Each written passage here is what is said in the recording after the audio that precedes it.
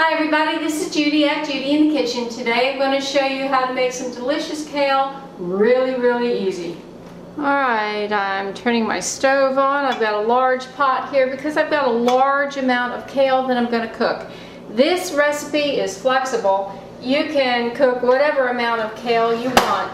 And as you can see, I've got a very large bowl here. This is roughly a half a pound of kale that I bought in a 1 pound bag that was already cut up and ready to go. So there's stem pieces in here as well as the leaves. I don't mind eating the stem of the kale. If you want to buy a large bunch of kale, that will work. If you want to remove the stems and use them for some other purpose, that works too. So this is really having it your way, whatever that is. So the stove is warming up a little bit more than medium heat. In this container here, in this measuring cup, I have 1 cup of vegetable broth. I'm going to just be using a little bit at a time. I'm going to call this like a healthy sauté. This is no added oil, SOS free, salt, oil, sugar free as far as added. You know that there's going to be some sodium in this broth. So I'm going to add just a little bit. That's roughly about half of it. And to that, I actually have 4 garlic cloves that I've cut up. You don't have to use 4 if you don't want that much. You can just use 2 or 3, depending upon how much kale you've got. I've got a lot of kale, so I want this to be flavorful. And this is really the bulk of our flavoring between the broth and the garlic. There is one more bit of flavoring that we're going to add at the very end, but I'll get to that when we get to that. So now all I want to do is just allow this garlic to cook just a little bit and infuse that broth with this garlicky flavor here.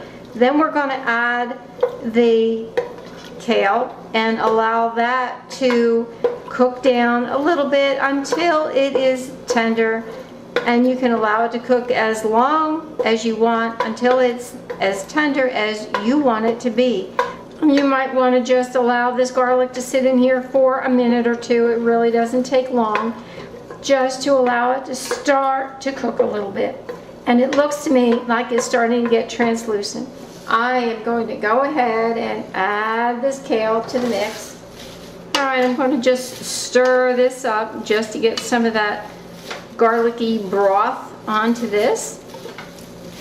And then I'm going to cover it up and just stir it occasionally and just allow it to cook until it is wilted down and tender to my liking. I've got more broth here in my measuring cup, and so I'm going to add more broth as I need to, just keeping the liquid down as much as I can and just using whatever I need to get the job done. I'm going to cover it up and allow it to steam a little bit. I'm going to call this kale done. The kale itself has cooked for about 10 minutes and it's as wilted as I want it to be. You might like it a little more cooked than this. It's really a matter of personal preference. I did go ahead and add the rest of the broth, and you can see that there is a little bit of liquid still in there, which is perfectly okay. That helps to keep the vegetable moist. And this is roughly about, it can be about 4 servings or so. Again, that depends upon how much you want at one time. Now, we're not completely done. I've got the stove turned off and I have 2 tablespoons here of fresh lemon juice. You could use 2 tablespoons of vinegar of your choice, and I would suggest that you use either apple cider vinegar or a rice vinegar if you want something more mild. But that tartness does help to brighten up the flavor and just give it another dimension that just makes it really good.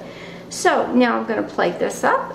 Here's our finished kale and it is yummy. The recipe is below.